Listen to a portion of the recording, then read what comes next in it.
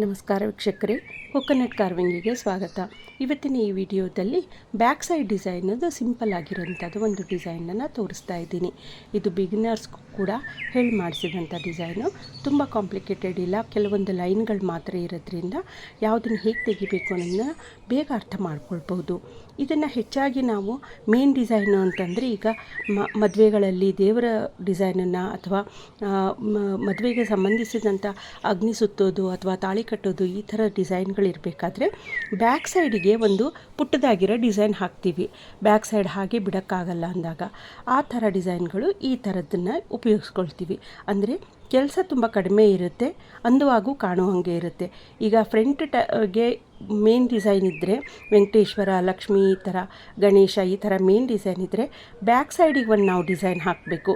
ಇಲ್ಲದಿದ್ದರೆ ಕೊಬ್ಬೆ ಅಂದವಾಗಿ ಕಾಣಲ್ಲ, ಹಿಂದ್ಗಡೆ ಫುಲ್ಲು ಖಾಲಿ ಅನಿಸುತ್ತೆ. ಹಾಗಾಗಿ ಇದು ಬ್ಯಾಕ್ ಸೈಡ್ ಡಿಸೈನು.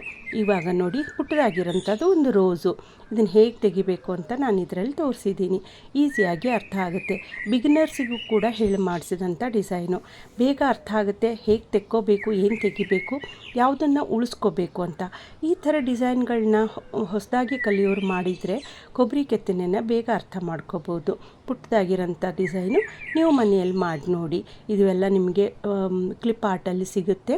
ಜೆರಾಕ್ಸ್ ಮಾಡಿಸ್ಕೊಂಡು ಕೊಬ್ಬರಿಗೆ ಅಂಟಿಸ್ಬಿಟ್ಟು ಪ್ರಾಕ್ಟೀಸ್ ಮಾಡಿ ನೋಡಿ.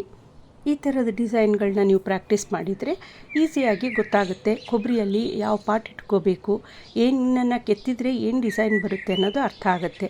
ಇದು ಸಿಂಪಲ್ ಡಿಸೈನು, ಮೊದಲು ನೀವು ಅರ್ಥ ಮಾಡಿಕೊಂಡು ಕೆತ್ಕೋಬೋದು. ಇವೆಲ್ಲ ನಿಮಗೆ ಈ ಡಿಸೈನ್ಗಳೆಲ್ಲ ಕೂಡ ನಿಮಗೆ ಕ್ಲಿಪ್ ಆರ್ಟಲ್ಲಿ ಸಿಗುತ್ತೆ. ನಾನು ಈ ವಿಡಿಯೋದಲ್ಲಿ ತೋರಿಸಿದ್ದೀನಿ ಯಾವ ಥರ ಡಿಸೈನ್ಗಳನ್ನ ಜೆರಾಕ್ಸ್ ತೆಕ್ಕೋಬೇಕು, ಯಾವ ಥರ ಮಾಸ್ಟರ್ ಕಾಪಿ ಮಾಡಬೇಕು ಅನ್ನೋದನ್ನು ನನ್ನ ಹಿಂದಿನ ವಿಡಿಯೋಗಳು ನೋಡಿದರೆ ನಿಮ್ಗೆ ಅರ್ಥ ಆಗುತ್ತೆ. ಆ ಥರ ನೀವು ಮನೆಯಲ್ಲಿ ಕಲ್ತ್ಕೋಬಹುದು. ನೋಡಿ, ಈಸಿಯಾಗಿರುವಂಥ ಡಿಸೈನ್ಗಳು ಯಾವ ಥರ ಮಾಡೋದನ್ನು ಅಂತ ನೀವು ಅರ್ಥ ಮಾಡಿಕೊಂಡು ಕೆತ್ಕೊಂಡು ಹೋಗ್ಬೋದು, ಪ್ರಾಕ್ಟೀಸ್ ಮಾಡ್ಬೋದು. ಈ ನಿಮ್ಮ ಅನಿಸಿಕೆ ಅಭಿಪ್ರಾಯ ತಿಳಿಸಿ.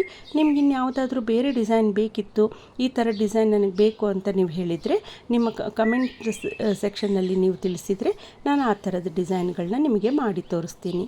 ಧನ್ಯವಾದಗಳು ವೀಕ್ಷಕರೇ. ನಿಮ್ಮ ಅನಿಸಿಕೆ ಅಭಿಪ್ರಾಯ ತಿಳಿಸಿ. ಧನ್ಯವಾದಗಳು.